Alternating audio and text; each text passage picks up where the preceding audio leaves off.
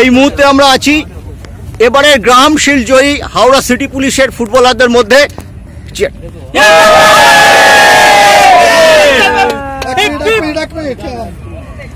আমরা কথা বলে নেব ক্যাপ্টেনের সাথে। কেমন লাগছে?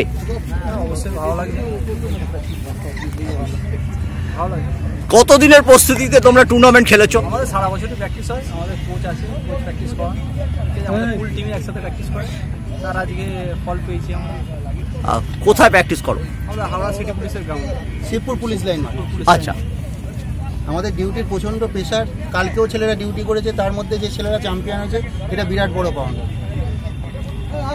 হ্যাঁ, এখন পুজো এসে গেছে, তাছাড়া হাওড়ার তো যানজট একটা ব্যাপার, আর চতুর্দিকে যা চলছে আপনারা বুঝতেই পারছেন। সেই তার মধ্যেও ডিউটি করেও ছেলেরা এইভাবে চ্যাম্পিয়ন হয়েছে, ছেলেদের জন্য চিয়ার। তোমাদের টিমের হাইয়েস্ট স্কোরার কে? অসিত হাজার। কটা গোল করেছে অসিত? যদি একটু এগিয়ে এসে বলো। চারটে। কেমন লাগছে?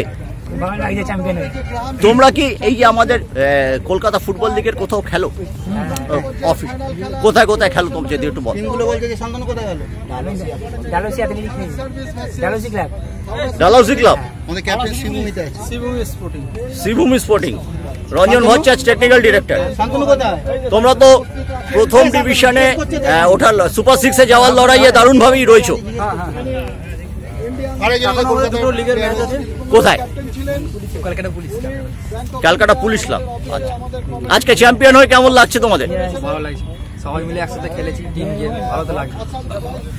এই মাঠটা তো ময়দানের অনেক খোলা মাঠের চেয়ে ভালো। হ্যাঁ অবশ্যই।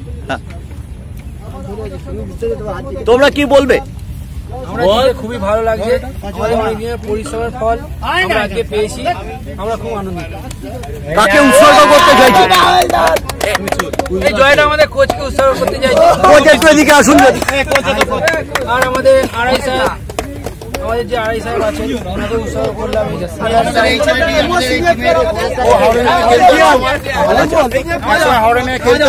ওর হাঁটুর চোটের জন্য এই মুহূর্তে ও টিমটার সঙ্গে যেভাবে ও টিমটা অঙ্গাঙ্গিভাবে জড়িত, প্রতিটা ছেলেকে ও নিজে নিয়ন্ত্রণ করে।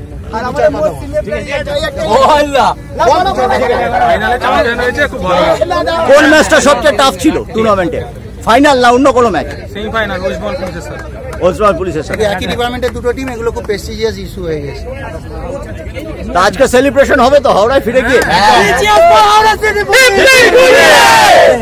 হাওড়া কলকাতা ফুটবলের একটা বড় সাপ্লাই লাইন, সেদিক থেকে হয়তো খুব ভালো লাগছে যে হাওড়া চ্যাম্পিয়ন হলো। একটা অন্যতম সিনিয়র প্লেয়ার।